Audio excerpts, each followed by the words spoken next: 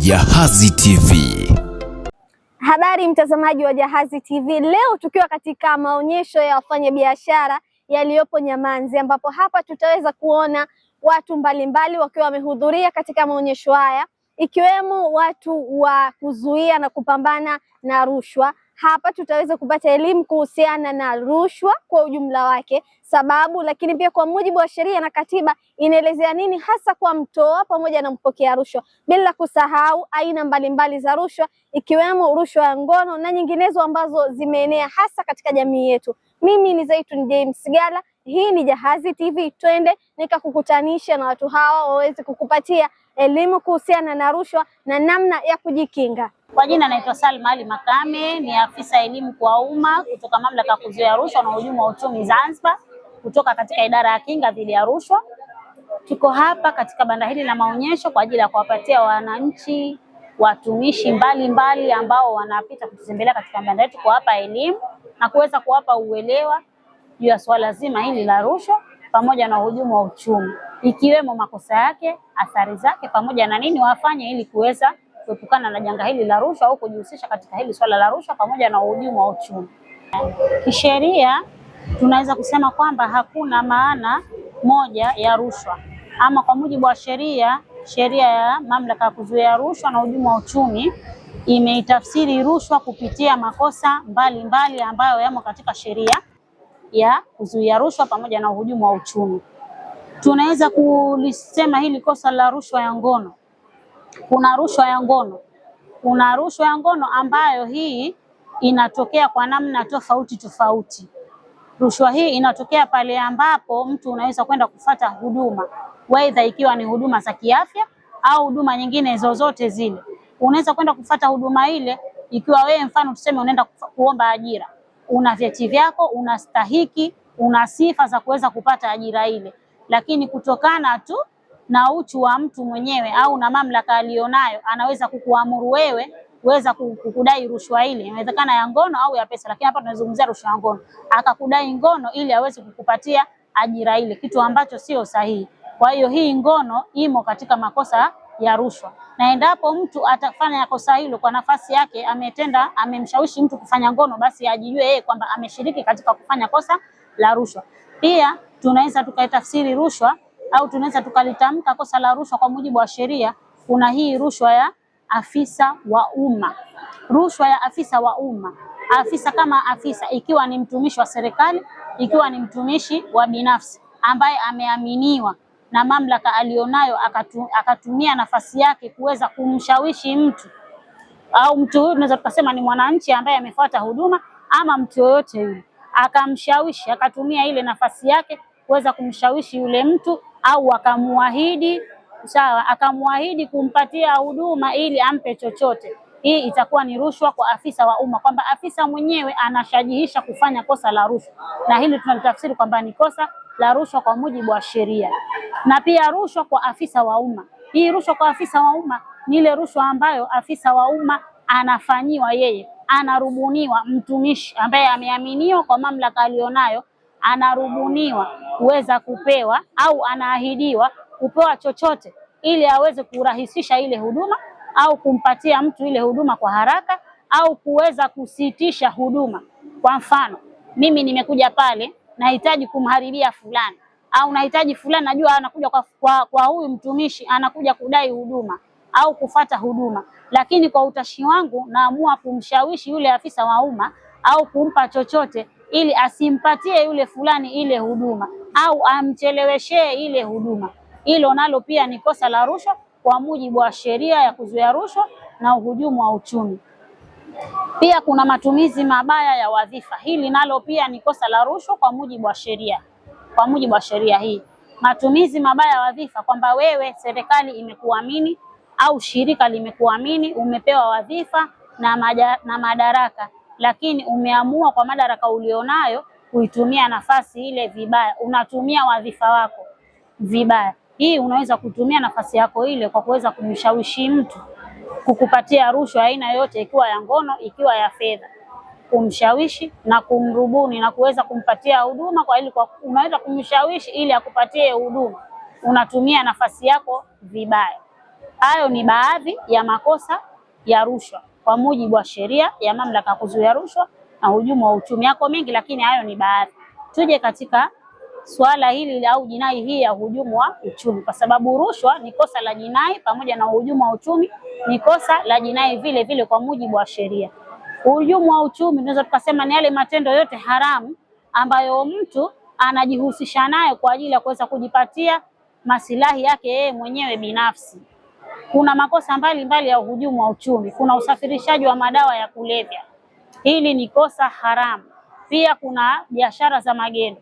Biashara za magendo ni zile njia ambazo ni haramu ambazo mtu anazitumia kupitisha bidhaa. Whether bidhaa ile inawezekana ikawa haina ubora au haikidhi viwango au imeshaharibika, imepitiliza muda wake wa matumizi, bidhaa ambayo inaweza ikaleta athari kwa watumiaji, ukaingiza bidhaa ile kwa njia ambazo sio sahihi. Hii inaitwa biashara ya magendo. Pia kitendo hichi ni kitendo haramu na ni kosa la uhujumu wa uchumi kwa mujibu wa sheria. Pia kuna utakasishaji wa fedha haramu. Hili nalo pia ni kosa kwa mujibu wa sheria. Vipi hii utakasishaji wa fedha haramu?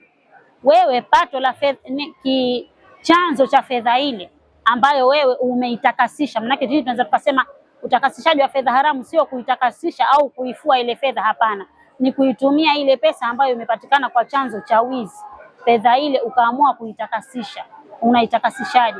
Mfano, umeiba kiasi cha milioni kadhaa, ukaitumia pesa ile kuanzisha mradi wa kuku, ukatumia pesa ile kuanzisha mradi wa madaladala, mradi wote ule ambao wewe unakuingizia unapata faida na unaendeleza kukuingizia na kufungua vitu vingine na vingine na vingine ambavyo wewe vinakunufaisha.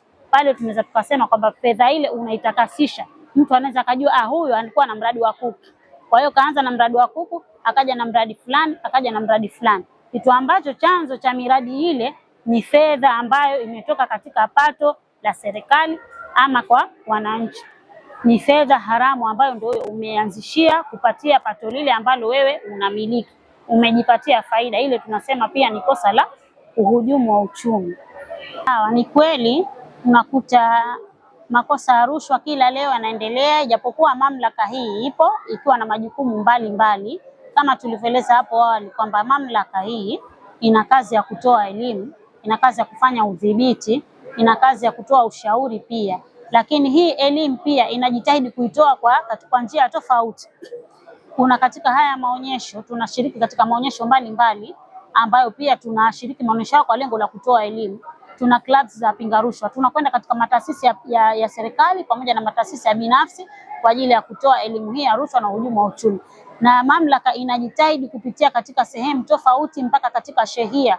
Tunapita shehia mbalimbali kutoa elimu, tunapita katika vyombo vya habari tunatoa elimu, kwa imani kwamba katika taasisi mbalimbali elimu inatoka vya kutosha, inawafikia vya kutosha. Lakini kwa nini tujiulize, haya matendo bado yapo na yanaendelea? Mimi naweza nikasema kwamba huu ni utayari wa wananchi wenyewe au utayari wa watumishi wenyewe, kwamba hawako tayari, hawana uzalendo. Hichi ndio kitu ambacho kinawafanya wao wanakuwa wagumu kuweza kuachana na haya masuala ya rushwa. Sisi wenyewe tunailea ile hali. Sisi wenyewe, whether umesimamishwa na traffic barabarani, let's say umesimamishwa, unamkuta yule konda au dereva anampa salamu yule konda huku akawa amemshikisha kitu chochote. Kwa hiyo tayari kwamba tunajua kwamba mimi nimesimamishwa tayari ninakosa, lakini kwa kuziba ili kosa nikishampa chochote tayari Kwa hiyo ni vitu ambavyo tumefanya kwamba ile ni mazoea, kitu ambacho ni kosa na haitakiwi. Nakuta sisi wenyewe tunawalea na wao tayari wameshaleleka na wameshaizoea. Unakuta na wao hawako tayari wale watumishi au watoa huduma kuweza kuachana navyo, kwa sababu wameshafanya kama ni sehemu ya maisha yao. Washafanya ni sehemu ya maisha yao. Mimi najua nikisimama hapa nikipata gari 5 tayari nishapata pesa ya chejio nyumbani, tayari nimeshapata pesa ya upato. Kwa hiyo inakuwa ngumu na yeye kuweza kuacha. Sawa. Na wale matrafiki au madereva unakuta gari zao zina makosa, unajua wanaenda hivyo kwa sababu wana wasiwasi, unajua mimi nikikamatwa natoa pesa 2-3 basi naendelea na maisha. Kitu ambacho kinaweza kikatuathiri, lakini sisi hatujui. Kuna ajali mbalimbali zinatokea kwa sababu tu magari yetu hayana ubora, madereva hawana sifa za udereva tayari, lakini wamepitishwa kwa sababu ya kutoa chochote. Hawana sifa ya kuwa dereva na magari yetu hayana ubora wa kuingia barabarani. Kwa hiyo hii rushwa inaweza ikapelekea athari mbalimbali, ikiwemo hizo ajali za barabarani, ikiwemo pia wagonjwa kuweza kufariki. Sawa, mauti yapo, lakini na uzembe pia unakuwepo. Unaweza ukajikuta umekwenda hospitali na mgonjwa wako unahitaji huduma, unaenda mgonjwa kwa mahututi, unaambiwa atoe kiasi chochote uweze kusaidiwa, unakuta yule kamleta mgonjwa wake yeye mwenyewe hana uwezo, pesa ya soda yeye inamshinda kumiliki, lakini unakuja pale unamtajia umpe kiwango cha pesa, sio unamkuta hana ule uwezo, anapata wapi pesa? Mgonjwa wake hapati huduma yoyote, tamaki mwisho wa habari anaishia anakufia mkononi. Hizo ni athari za rushwa nazo pia.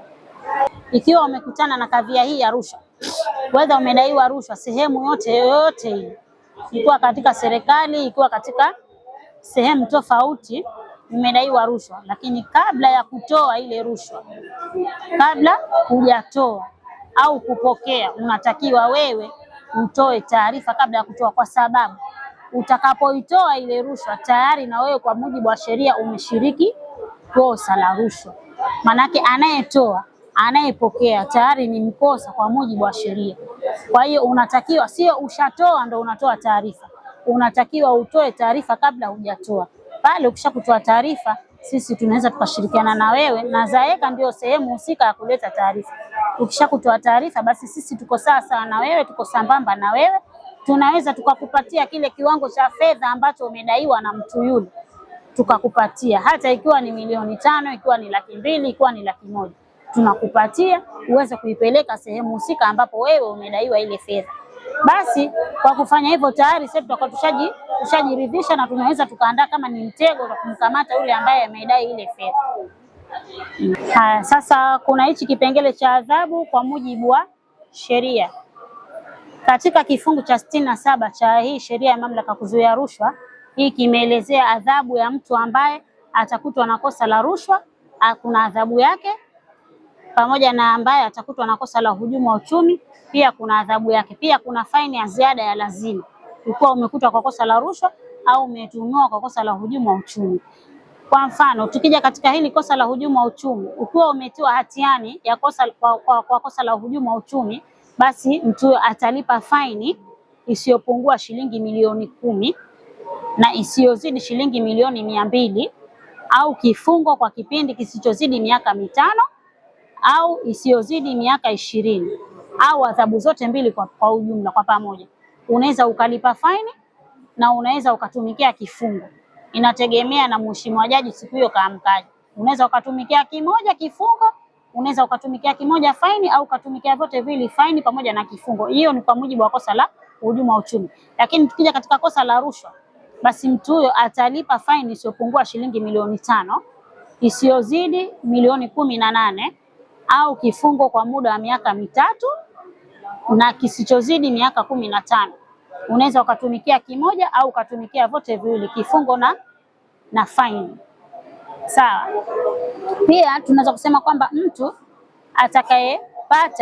atakayekutwa na tuhuma hii au hatia hii ya kosa la rushwa na hujumu wa uchumi, pia kuna faini ya ziada ya lazima. Faini ya ziada ya lazima hapa ni ipi? Ikiwa mtu umefanya kosa la rushwa au hujumu wa uchumi ukajipatia faida, umetumia fedha ya serikali ukajipatia faida, tuseme umepata faida milioni 1, basi utalipa mara 2 ya ile faida uliojipatia. Kama ulipata faida milioni 1, basi wewe utalipa milioni 2. Na ikiwa umeisababishia serikali hasara, utalipa mara 2 ya hasara ambayo wewe umeisababisha. Kwamba si umesababisha hasara ya milioni 5, basi wewe utalipa mara 2 yake ni milioni 10. Hiyo ni faini ya ziada ya lazima. Pia katika kifungu cha 73, hiyo pia tunaendelea katika mwendelezo wa adhabu, unakutaifisha mali ambayo haina maelezo. Kwamba wewe umejimbilikizia mali, sasa mali ile ikaja ikakutwa ikatua mikononi, ukashindwa kuielezea mali ile umeipataje, ikakuaje mpaka ukaimiliki na ikawa kwa wingi wa namna ile, umeshindwa kutolea maelezo, basi mali ile kwa mujibu wa sheria tuna mamlaka ya kuweza kuitaifisha mali ile. Na pia endapo mtuhumiwa ametiwa hatiani, mahakama inaweza kutoa amri ya kutaifisha kwa kitu au mali iliyotumika kwa madhumuni ya kutenda kosa. Mamlaka au mahakama pia ina mamlaka hiyo kuweza kuitaifisha mali hiyo ambayo imetumika kwa lengo la kufanya kosa. Hizo ni baadhi ya adhabu pamoja na faini ya lazima ambazo zinaweza zikatolewa kwa yule mtu ambaye ametuhumiwa na kosa la rushwa ama la hujumu wa uchumi.